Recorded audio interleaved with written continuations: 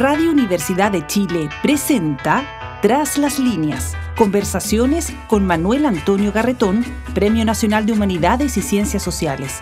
Programa producido en el Departamento de Sociología de la Universidad de Chile con el auspicio del Centro de Estudios de Cohesión y Conflicto Social, COES. Muy buenas tardes.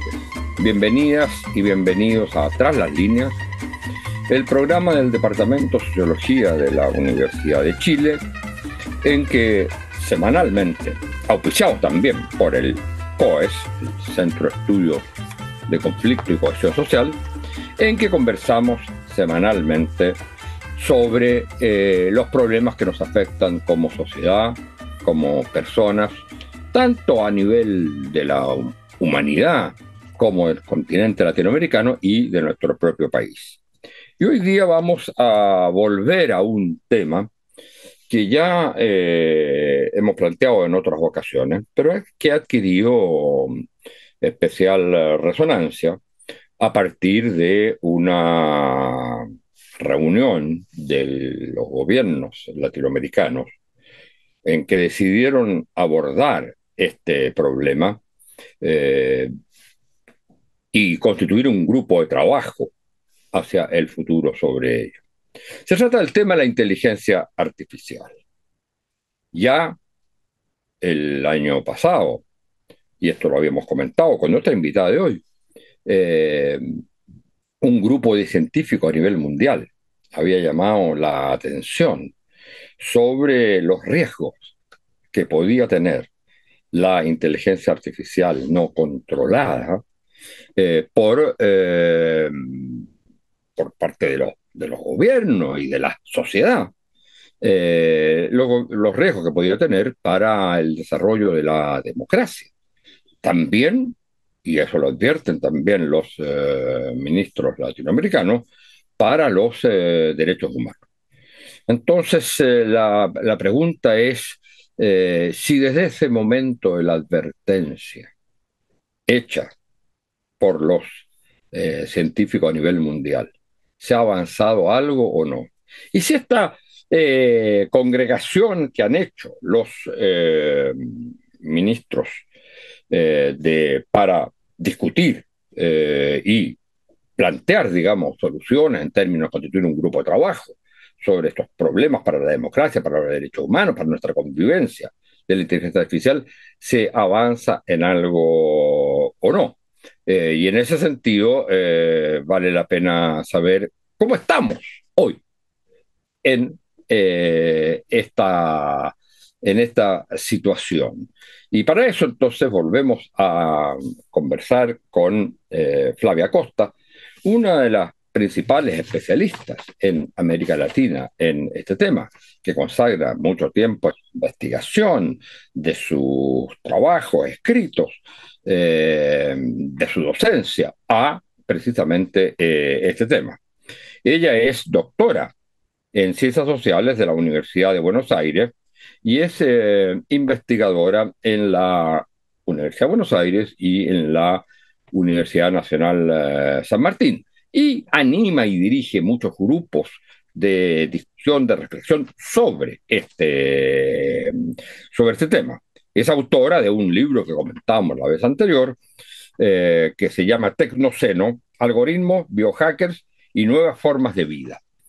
Bueno, muchas gracias por estar con nosotros, Flavia, y me gustaría tu comentario para iniciar sobre, ¿te da la impresión que en el mundo hoy se están tomando las medidas necesarias para controlar los efectos negativos de algo que también tiene efectos positivos, pero que tiene potenciales efectos negativos muy grandes, como es la inteligencia artificial, o ya se ha llegado a un punto en que ya no hay control posible? Bueno, primero, hola Manuel, ¿qué tal? Muchísimas gracias de nuevo por la invitación. La pregunta es compleja y vamos a tratar de responderla de una manera no tan compleja. Una pequeña aclaración acerca de los antecedentes. Parece un año, pero en realidad no fue tanto. En marzo de este año fue que se emitió esa carta, se firmó esa carta a través de la plataforma y de la ONG Future of Life, Futuro de la Vida, que firmaron muchos científicos y también algunos empresarios conocidos como Elon Musk, pero también el historiador Yuval Harari, entre otros. Y esa carta pedía, si recuerdan bien, por lo menos suspender por 6 meses el desarrollo de la investigación en modelos de lenguaje grandes y en inteligencias artificiales generativas a partir del GPT-4, ¿no? Mayores que el GPT-4.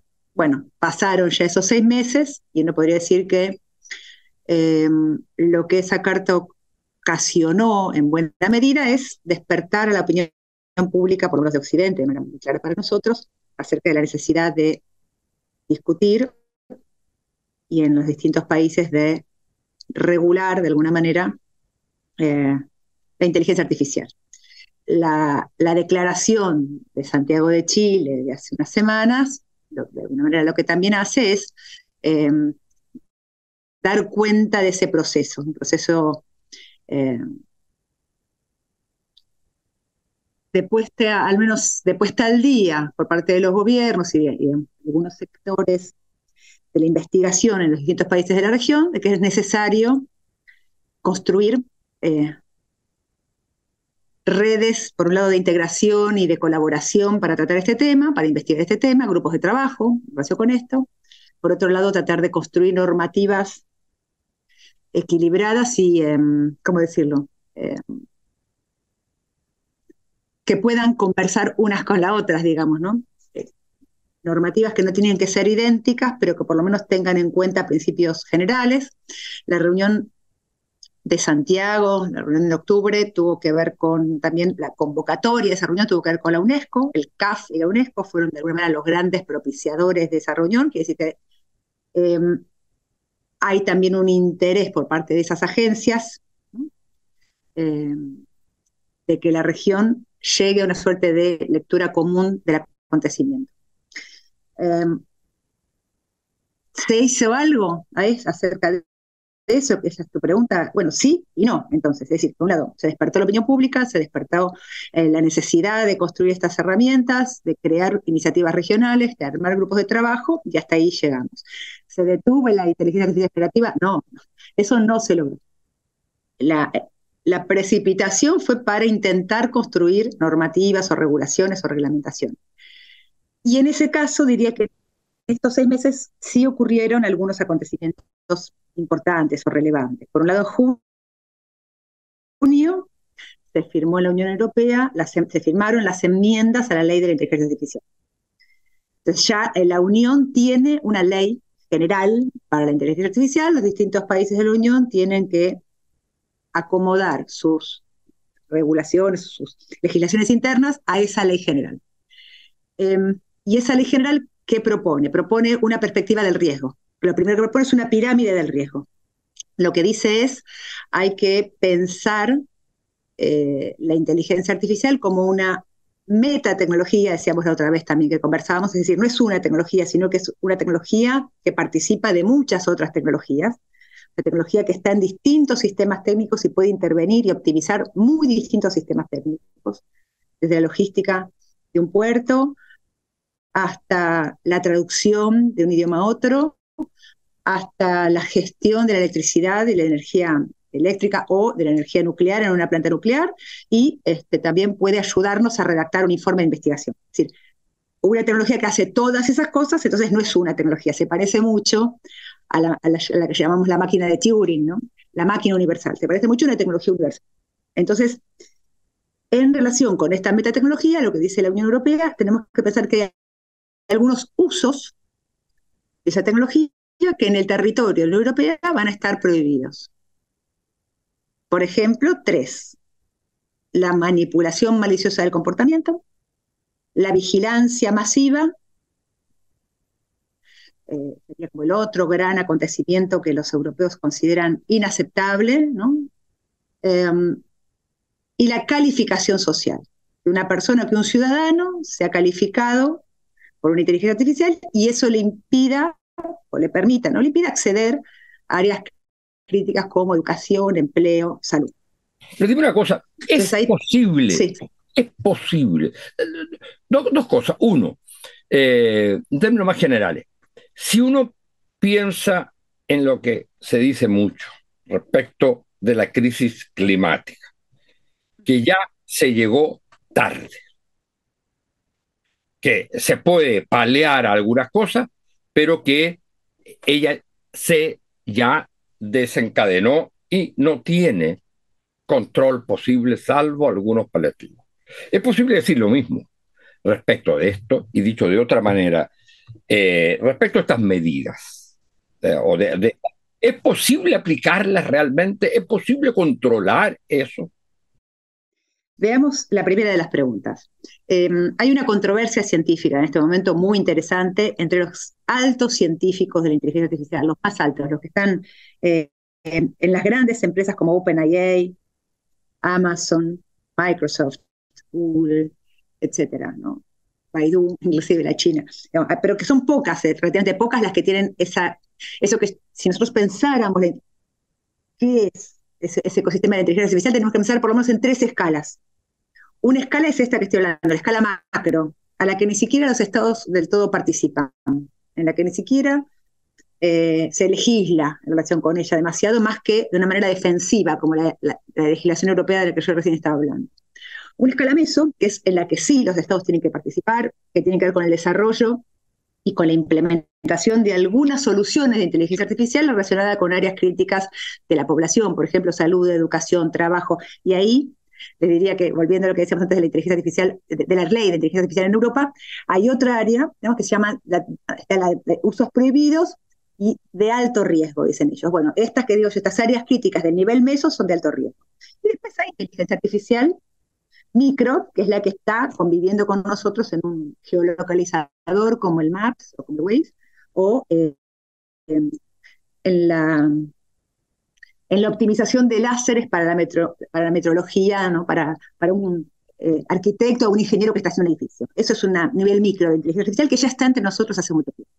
Pero en el nivel macro, en el más alto, donde hay miles y miles y miles de millones de dólares, ahí los científicos que vienen desarrollando a nivel de punta inteligencia artificial están teniendo una controversia acerca de lo que usted me preguntó, y es si esta aceleración de la inteligencia artificial ya está lanzada y es incontrolable, o si se puede controlar. Y ahí le doy un ejemplo, pero no es lo único. Lo que pasa es que este ejemplo es muy sintomático. En el año 2018, 3 investigadores ganaron lo que se llama el Premio Nobel de la Informática. Se llamaban Yann LeCun, Geoff Hinton y Yoshua Bengio. Ellos 3 hoy están divididos en 2. LeCun dice que es posible controlar la inteligencia artificial. Bengio y Hinton dicen que no hay por ahora, no se sabe cómo los humanos van a controlarlo, ¿sí? Le doy este ejemplo porque, insisto, hay muchos más actores en esta controversia, pero le permite a usted entender que esa discusión, esa pregunta que usted me está haciendo es una pregunta que se está discutiendo en el más alto nivel de la especialidad científica o técnica, ingenieril. Entonces nosotros no tenemos respuesta ante eso. Tenemos que decidir de qué lado de la controversia nos parece más razonable y sobre todo seguir estudiando. Pero la controversia está hoy más viva que nunca. ¿Sí? Hasta ahí ¿Cuál es su opinión al respecto? ¿No? ¿Cuál es su opinión al respecto? Yo digamos, pero a ver, es una intuición teórica, pero sobre todo también es una intuición investigativa. A mí me interesa la pregunta acerca de si no se puede controlar la inteligencia artificial, yo podría decirles que les creo a Hinton y a Bengio en este sentido.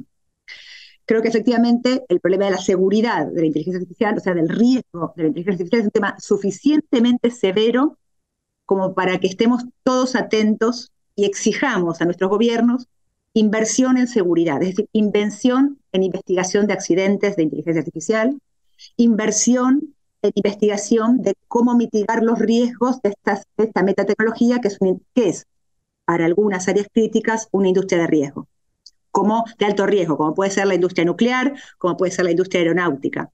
En ese sentido, yo sigo un poco más atentamente lo que dice Bengio y Hinton, que son los que dicen que efectivamente todavía no sabemos controlarla del todo, porque esa perspectiva es la que nos permite entonces estar más atentos en la investigación sobre seguridad de la inteligencia artificial. Yo creo que allí hay que poner un ojo.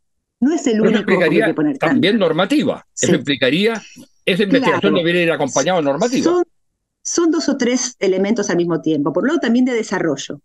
A nivel regional también tenemos que atender al desarrollo. ¿Por qué? Porque si no atendemos al desarrollo no vamos a entender la tecnología. Entonces, para entender la tecnología hay que desarrollarla.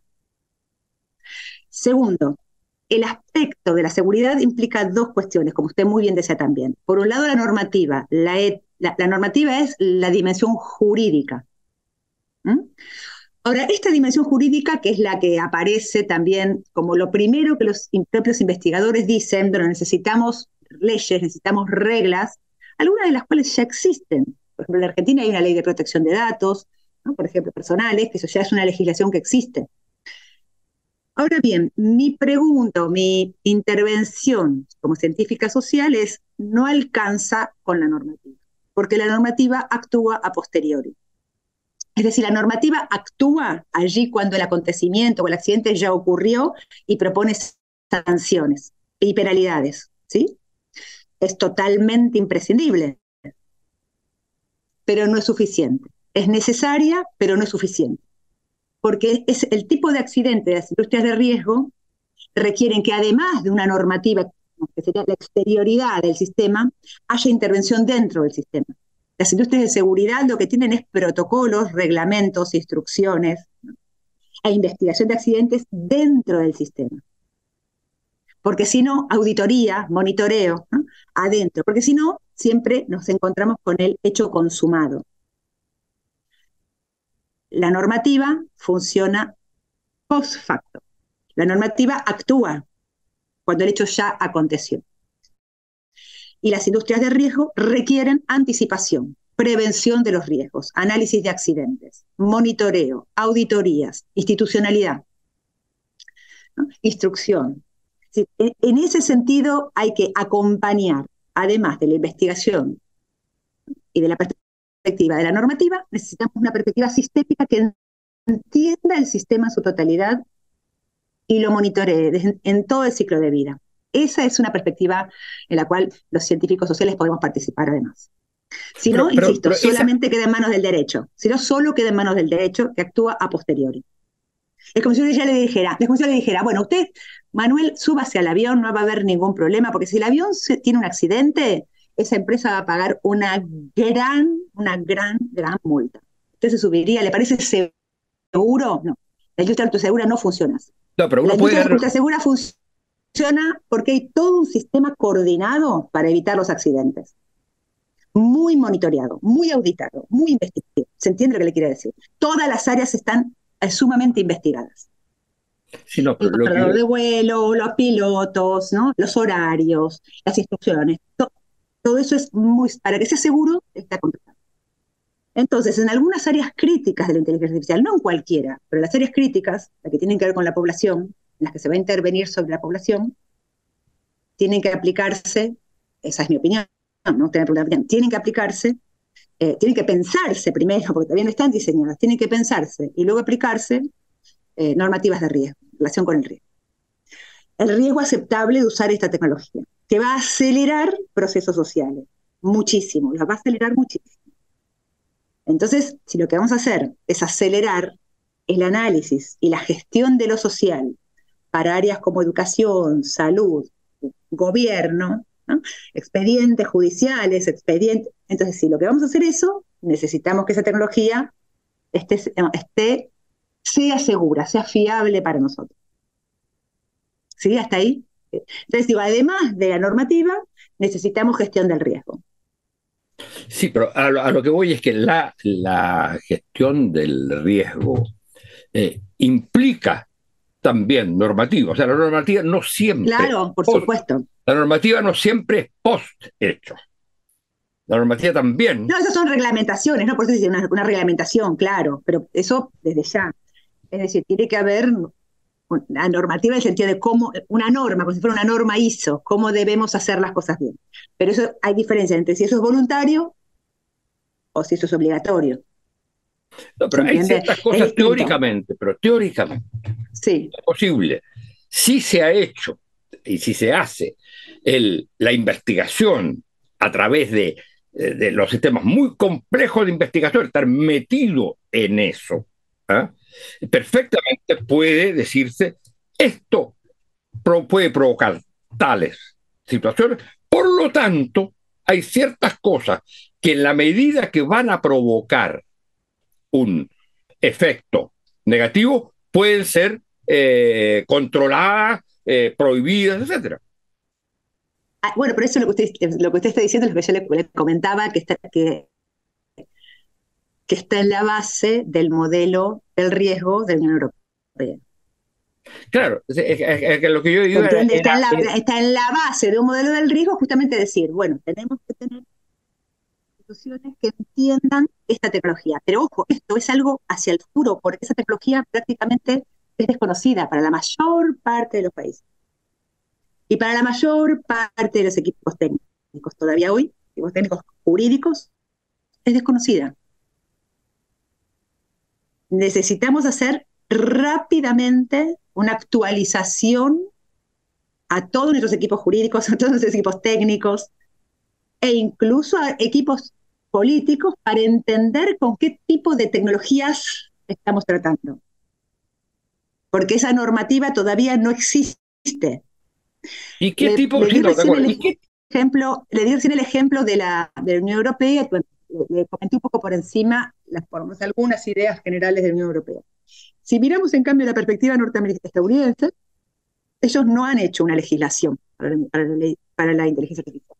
Lo que han armado es primero una iniciativa nacional de inteligencia artificial en la cual participan todas las áreas fundamentales del gobierno, todas, desde salud, educación, hasta la NASA y el Departamento de Alimentos, todas. Y luego le han encomendado al NIST, que es el instituto que de alguna manera certifica a la industria, ¿no? y le propone normas a la industria, que organice una norma o un manual de gestión del riesgo para la inteligencia artificial. Como uno podría decir, existen las normas de seguridad, las normas ISO o las normas, distintos tipos de normas de seguridad. Ese documento, el NIST empezó a desarrollarlo, ya está publicado, podemos verlo, pero el propio NIST dice es un documento vivo, está abierto por lo menos hasta el año 2028. O sea, se sabe que eso que está escrito hoy posiblemente no sea suficiente, que necesitemos más experiencia, más evidencia, más claridad para comprender qué norma necesitamos y para qué. ¿Sí? Ahí se entiende lo que estoy diciendo. Es decir, todavía el propio NIST dice no hay una norma fija, está todavía vivo el documento. Les pedimos que por favor participen ustedes trabajando y dándonos más datos. Está abierto ese documento para recibir información de cómo podemos desarrollar una norma del riesgo, un manual de riesgo para inteligencia artificial. Le doy un tercer ejemplo. La OCDE, la Organización Internacional. Hay un grupo de trabajo de inteligencia artificial con 4 grupos de expertos. Un grupo de expertos en general de inteligencia artificial, un grupo de expertos en la ética de la inteligencia artificial, un grupo de gestión del riesgo de la inteligencia artificial, un grupo de análisis de incidentes de inteligencia artificial. Estos dos últimos en verdad son parte del mismo grupo. ¿Qué quiero decir? Se investigan los incidentes para poder desarrollar normas para el riesgo, normativas para el riesgo. Está todo esto en efervescencia, es decir, está todo por empezar, vamos a decirlo así. Se acaban de crear estos organismos. ¿Y en nuestra región, cuál sería? Que prácticamente no hay expertos. No hay expertos en el riesgo de inteligencia artificial. No hay. En nuestra región.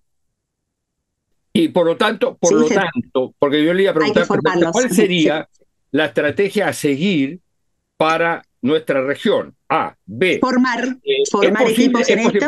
Perdón. ¿Es posible, digamos,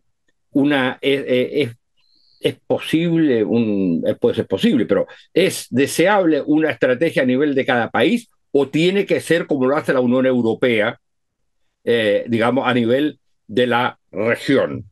Y qué tipo de estrategia hoy día se podría sugerir.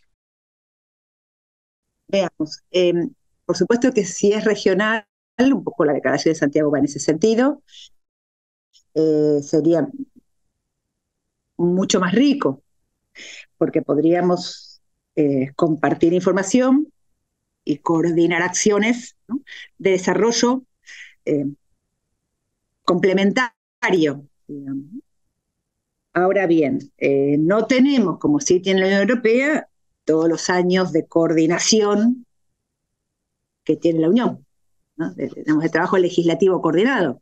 En eso estamos un poco atrasados. Pero sí, por supuesto que sería, porque la envergadura del problema o del desafío de la inteligencia artificial, que como usted dijo muy bien al principio, también puede traer muchísimos beneficios, a nivel del aumento de la productividad, etcétera. Para quienes tengan disponibilidad de datos, es muy importante eso. Pero también, por supuesto, los desafíos requieren equipos técnicos y si pudiéramos compartir la formación de esos equipos técnicos sería muy importante a nivel regional. Tanto técnicos jurídicos como técnicos que participen en algunos de los sistemas de auditoría y de monitoreo críticos, de áreas críticas, digamos, ¿no? Luego, cada país puede tener recomendaciones y puede tener cierta legislación. El desafío más importante posiblemente sea nuestra capacidad de aplicación de la ley. La ley está, ¿cómo la aplicamos? Eso me parece que eso, bueno, es un desafío político, ¿no?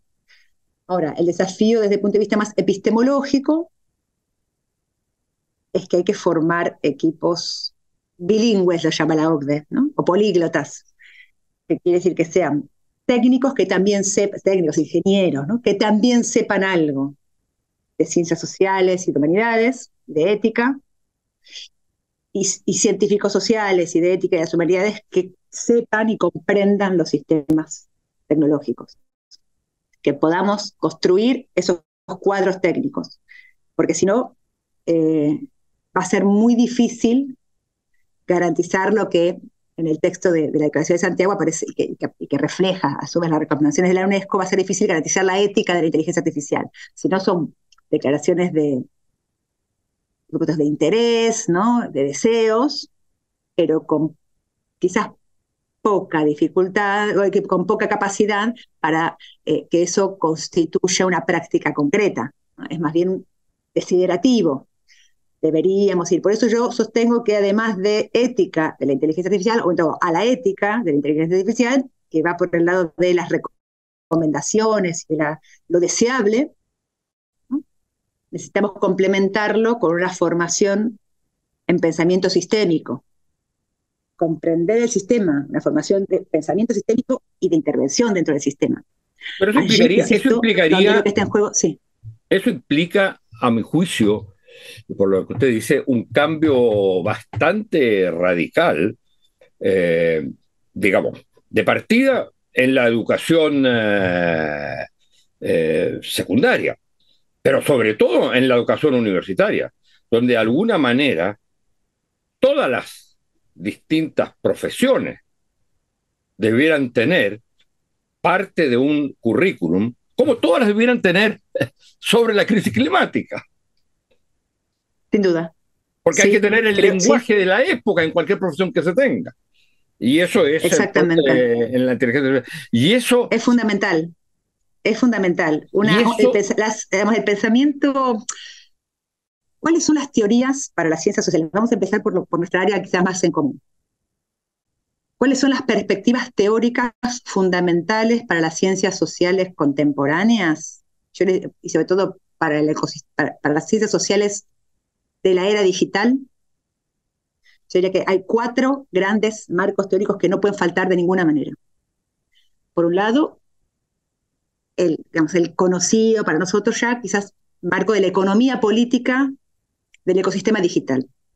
El mapa de los ecosistemas digitales, tanto de los que ya venían de las plataformas como de la inteligencia artificial. Porque en verdad la inteligencia artificial como decimos, usted el otro día, le interesó esa idea, en ciertos desarrollos es sociedad artificial, no es solo inteligencia artificial, no es solo máquina, sino que es producción de lo social, aceleración, análisis y gestión de lo social, sobre todo por esta gran disponibilidad de datos. Entonces, si es un conjunto técnico que procesa lo social, allí adentro tienen que estar los investigadores de la sociedad. Pero bueno, la economía política del ecosistema digital la tenemos que tener claros los mapas de la economía digital. ¿Quiénes son los dueños de las plataformas? ¿Dónde están ubicados? ¿Dónde están los hubs? ¿Cuáles son los cables submarinos? ¿Cómo se componen? ¿Cuáles son las tres escalas de la inteligencia artificial? ¿Qué instituciones están en cada una? ¿Cómo se regulan? Esos mapas tienen que ser parte de una currícula. Segundo, si quieren los semióticos, ¿no? Los semiólogos y semióticos. El campo de la mediatización profunda. El campo de investigación de toda esa dimensión del sentido de la mediatización profunda. Que también han venido haciendo los semióticos y semióticos. En tercer lugar, un campo al que más bien yo pertenezco, me parece muy importante seguir desarrollando, el campo de la filosofía política, la teoría política de los públicos. Cómo la comunicación es parte central de una tecnología política, ¿no? Y que eso es el estudio de la Mass Communication Research y cómo la Mass Communication Research a lo largo de todo el siglo XX ha desarrollado la comunicación como una técnica política fundamental. Estudio de esa tecnología, cómo funciona, ¿no? Desde el año 40 hasta el día de hoy. El cuarto es, y también muy importante, pero que no lo tenemos, de las tres que les mencioné, ya hay primordios. Del cuarto todavía no tenemos un pensamiento sistémico del ecosistema digital. No solo el Luhmann, y ni siquiera principalmente el Luhmann, sino pensar el sistema digital como un sistema sociotécnico complejo, con sus riesgos, con sus normas, como dice usted, con su legislación, ¿no? Y cómo eso funciona a nivel de la escala tierra, cómo funciona regionalmente. Bueno, esos cuatro trayectos son trayectos indispensables a desarrollar. Todavía no están desarrollados suficientemente para entender este ecosistema. Ahora, da la impresión que a mi juicio, el punto central, si no, el resultado del proceso va a ser siempre soluciones parciales, es el cuarto punto. Es, de alguna manera, sí. Por una razón, porque tuvimos una teoría de la sociedad industrial. Exacto. Y de hecho la sociología nace para explicar la sociedad industrial, no otra cosa. La economía que conocemos hoy también, industrial, capitalista o socialista, lo que fuera, pero no tenemos las disciplinas para estudiar un nuevo tipo de sociedad, que es la sociedad, que es exactamente la sociedad digital, y la sociedad en la cual en lo digital la inteligencia artificial va a ser quizás el nudo problemático principal. Bueno, desgraciadamente tenemos que terminar, sí. Y le agradezco mucho, Flavia Costa, por esta conversación sobre estos temas de uno de los problemas principales que está afectando la humanidad, nuestros modos de vida, la democracia, los derechos humanos, y que en el futuro va a ser cada vez más acuciante como problema. Muchas gracias por su contribución. Y a ustedes, Manuel, señoras siempre un gusto muy grande. Auditores y auditores, muchas gracias y será hasta la próxima semana. Hasta la próxima. Radio Universidad de Chile presentó Tras las líneas, conversaciones con Manuel Antonio Garretón, Premio Nacional de Humanidades y Ciencias Sociales. Programa producido en el Departamento de Sociología de la Universidad de Chile con el auspicio del Centro de Estudios de Cohesión y Conflicto Social, COES.